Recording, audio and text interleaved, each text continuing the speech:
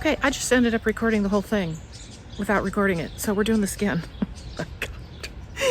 This is what I get for trying to be fancy and sit outside. Anyway, we are outside today. Some of you indicated that you would like to see the outdoors more. And so we're in my backyard. Let's just do this. See, I don't know how to use this stick thing, but we're doing it. And there we are. There's Carolyn's backyard. And my house is over there? No, my house is over here. Sorry, it just looks backwards on this, and it probably is. Anyway, needless to say, thank you for joining me today. We're going to talk a little bit about how we can get stuck in our minds and what to do to recognize that and to move out of that. Because we're getting ready to head into, we are heading into the new moon on the 18th and then the solstice next week on the 21st. And I want to help you prepare for that because I really always believe we need to make the most use of this. But it's not just about jumping in and going, oh yeah, it's the solstice. Okay. I firmly believe it's the energy that we bring into everything every day that helps us kind of pave that path. So I'm going to share with you an experience that really kind of lines up with this, and then basically leave you with a kind of thought process of how to, I guess, just get yourself prepared for the times to come, a smoother journey, and being able to really connect with yourself in difficult times and not to lose yourself. So we're going to talk about that today. But anyway, for those of you who don't know me, I'm Carolyn Zaiser. I'm a channel, I'm a distance energy healer, and I'm a spiritual awakening mentor. And I offer these channeled messages, oftentimes with the life keepers coming in for a channeled poem, which you're going to get on the solstice, by the way. There's a channeled poem already come in.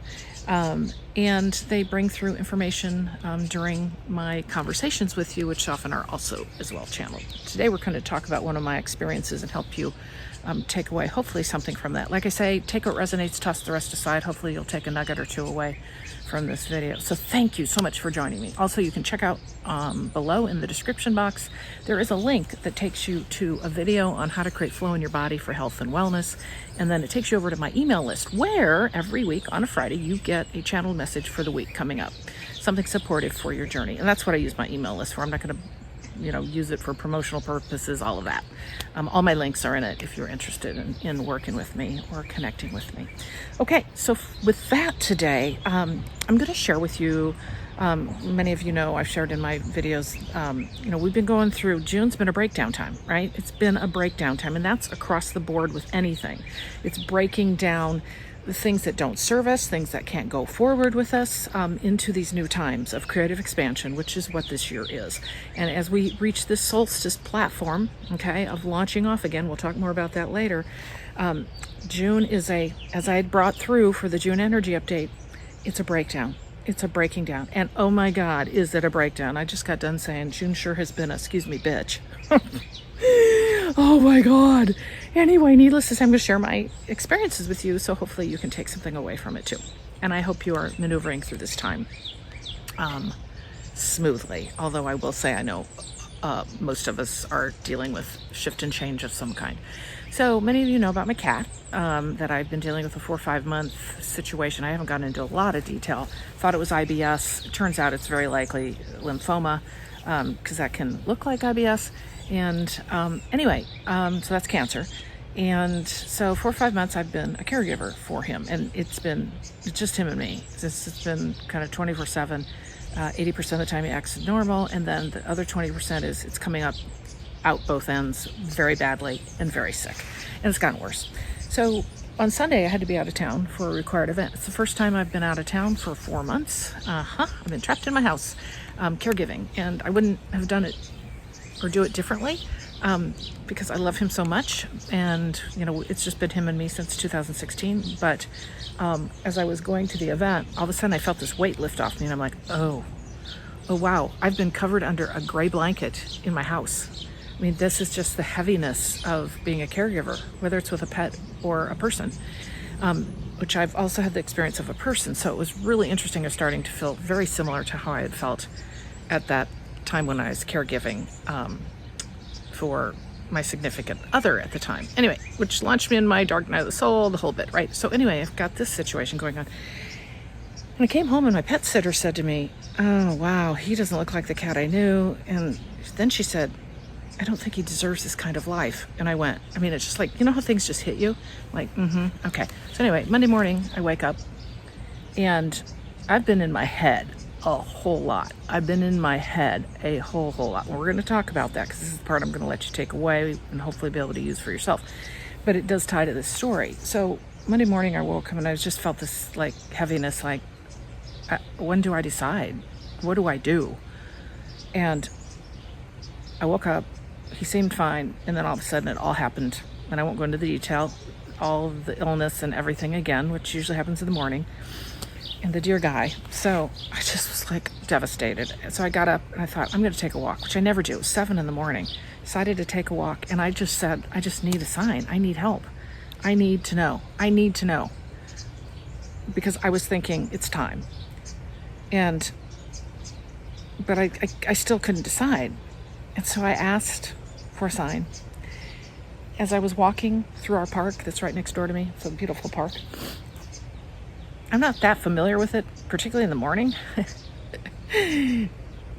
As I walk through it, all of a sudden I look up above because something darks over me. And it's this big bird, low, flying over me. And it has a little like mouse or chipmunk, and I'm thinking it's a hawk. All of a sudden I notice as it lands in the tree, no, that's an owl. Now, in all my years, I've seen, that was the 3rd owl I've seen in the wild. I don't see owls in the wild. I don't. I was like, what is this? Kind of not putting 2 and 2 together, but I'm, pretty connected. So it was like, oh. And then suddenly I noticed, of course, it's the owl instead of the hawk, fly right over my head. 2 times, flew right over my head, went to the tree next door, and there are 2 teenage owls that she's feeding. There are 3 owls sitting in the tree, staring at me. I got pictures, I got video, the whole bit. And I instantly knew, that's my sign. That's my sign. I knew what my answer was going to be. I knew I needed to do something. I was solidified in it. Came home, as I always do, and I knew that meant for me, what came through for me is wisdom, intuitiveness, listen to yourself. So I look up spiritual meaning, because I always do that, right? I look up different spiritual meanings, particularly Native American meanings of all. And lo and behold, it's about using your intuitive wisdom and listening to yourself and spiritual guidance and blah, blah, blah. Anyway, needless to say, I immediately called the in-home euthanasia gal, got her scheduled, and then we had a beautiful day together, my cat and I. The process was lovely. By the way, if you are dealing with this kind of situation and you do make the decision to put your little animal to sleep, as I call it, if you have in-home, this is the first time I've used this, and I've had 13 cats. If you have the opportunity with someone near who does this, it's usually a vet who has their own business, to do in-home, oh, it's the way to go. It was a beautiful process, as sad as it was. I wouldn't have done it any other way. So that's just an aside to this. So anyway, I do my whole teary cry thing and, try to get it out. But I was still in my head. I've been in my head, which we're going to talk about in a minute. Next day I get up, empty house. That's just 2 days ago. Empty house, just feeling like, oh my gosh, I didn't realize how big a part of my life he was. I mean, I knew it, but you don't know it till they're gone. And that's probably that way. I mean, hopefully we can all take something away from that understanding. And sometimes I don't know if you can really get it until you experience it. It's like we have to really love who we have while they're here. And unfortunately, so many times we don't appreciate what we have until they're gone. What is that about humankind? Now, I can't say that with my cat. I fully appreciated him. But we do it with humans. Think about it, right? So that's reframed things a bit for me. Not a bit, a lot. So I'm going through this process, right? Anyway, so I wake up, what would it have been, Tuesday morning? Yesterday morning. And I was just feeling like heavy. I'm in my head the whole bit. And I thought, I'm going to take another walk. Now, mind you, I don't take the morning walks at all, ever. I'm just not a morning person. No, I did. And I said to my cat, his name's Hiroshi, I just said, oh, buddy, I hope you're okay. I mean, I do this work, right? We know, right? We know we're souls in a human body, in an animal body, and that we move on. But we're still human. So when this happened, I was like, are you okay? Where are you? So just know that's normal.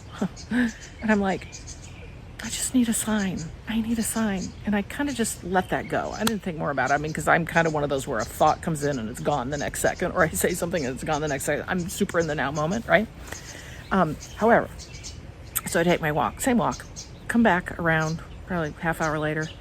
I round the corner on a long sidewalk around a pond, and I look down the sidewalk, and there's a black cat. Hiroshi, my cat, was a black cat with a little white tip on his ears and his chest. And I just stopped in my tracks. I went, oh my God, this is my sign. Cat walks toward me, all black, little bit of white on the chest and on the tail.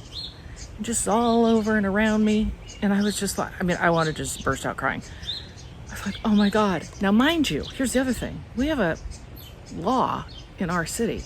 Cats aren't allowed outdoors because of the birds. So you rarely see a cat running around. I've never, in my 20-some years of living here, seen a cat over on that walk, which I do take. I just don't take it in the morning. I about fell over. I was like, oh my God, this is all in one 24-hour period. I get the owls and I got the black cat. Oh my God, the relief that I felt. I just felt so good, because as humans, we do want to see things. We do want signs and messages. Nature is there for signs and messages. I will tell you that right now. Nature, for me, is one of the biggest signs and messages. The thing is, what we have to remember, and this is part of the learning for today, is it's real hard to connect in with what nature offers us when we're in our heads. We have to move to our heart space. And just by getting out in nature, that helps that happen. Okay, we become more expansive, as I talked the other day. When we're in our home, in our head, in our tight space, in my example, being a caregiver for 4 or 5 months, not getting out much at all, I've been in my head so much. It's a wonder I've even been able to do my videos. But when you go back into that high vibration space, or like my client sessions, you shift right up, and it's like amazing, right? You're back up there. But then you go back to your human journey. It's real hard to kind of maintain that when you're in those circumstances. But so when I got out in nature, what I was able to do is lift back into that, open myself up, be expansive, to be able to be available to those signs and messages. The owl, the black cat, the not locked in my head. When we are locked in our heads, this is when we can miss those things. So there's first of all, you have to be aware this is happening, that you're in your head. You're going to feel really tight, like I talked about last week. Tight energy. You're going to feel tight. You're going to feel unlike yourself. Now, some of you, I used to live this way all the time. I was always in my head. Like, there was nothing beyond this, before my awakening. It was just like tight energy. I was in my head. Blah. I didn't have anything going on out here. So what you want to do is first identify that. And that can, if you're going through awakening, which most of you are, or understand this ascension process through watching my videos, you have a more expansive view of things. But we still go back into that human tightness. So to be able to get out of that human tightness, sorry, I thought I saw my neighbor across the way here. The first thing to do is to identify that that's happening, because you're not going to feel great if you do it on a long-term basis. Or over a certain topic, you're in your head. All you're doing is thinking. And lots of times what happens is you'll know when you're in your head, when you're projecting out a lot, you're creating stories, you're ruminating about the future, ruminating about the past, you're not in the present moment, you're worried, all that stuff, anxiety, all that, all right? That was me, and all the thinking, and then it turned into other stories that I would create, which has happened the last couple days too. But needless to say, what we want to do, which is what I just did again today, is we want to identify that we're in our head, right? And then what we want to do, because this is the game changer, is literally visualize, sit down, or go out in nature. That's the best thing. Even sit out in the garden like I'm doing, and go, okay, I'm in my head. I'm not going to say go meditate, all right? Yeah, I meditate, and I think meditation is, key to our journey.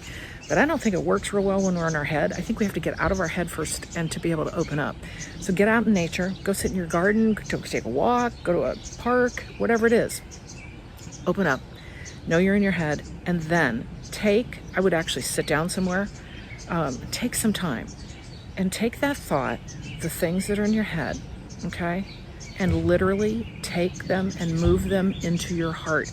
See it moving from your head, into your heart. Breathe deeply and just move it down. Think of it as in your chakras. Okay, you can think of it like that. Like move it from the head space, the overthinking, the brain, the mind, and just take that energy down. Take those deep breaths. Be gentle with yourself. I would take a few minutes first to center yourself before you go through this. Pull it down in your mind's eye. Just see it coming down. And then see your heart. Focus on the center of your chest, okay? In your mind's eye. Oh gosh, it's already, I can tell this too, because I've been in my head today again on certain things. And I do that a lot, just so you know. Anyway, bringing that down, that whole thought into your heart, and what will happen is you're going to feel, I can near guarantee it, a energetic difference of that same thought when it's in your heart.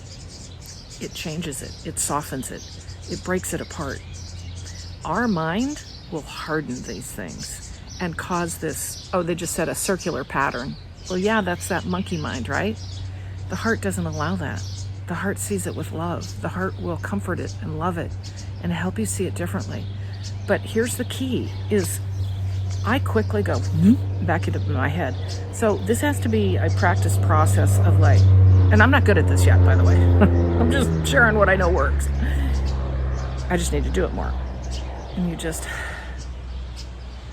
could just do this now with me. You could just take whatever you're ruminating over, whatever you're obsessed about, whatever it is that's causing monkey mind, causing you to get wrapped up in your mind, causing you to be obsessed, causing you the anxiety.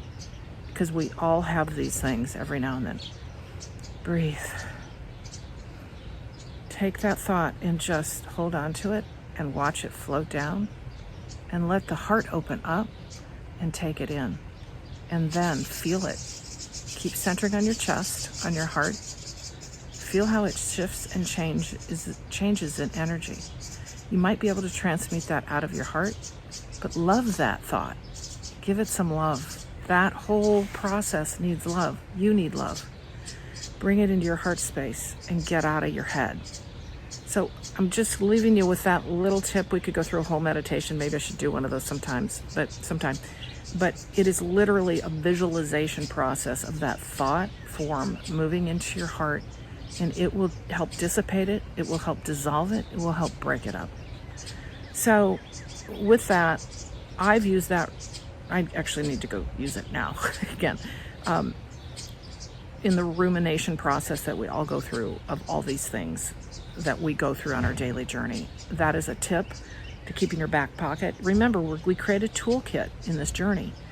Pull that out. Say, I need this tool now. Let's go do this. It just takes a few minutes, but you're going to want to catch yourself in this, because if you're like me and you've lived in your head for so long, it's still here. Even though we're going through awakening and ascension, we still go back into those patterns.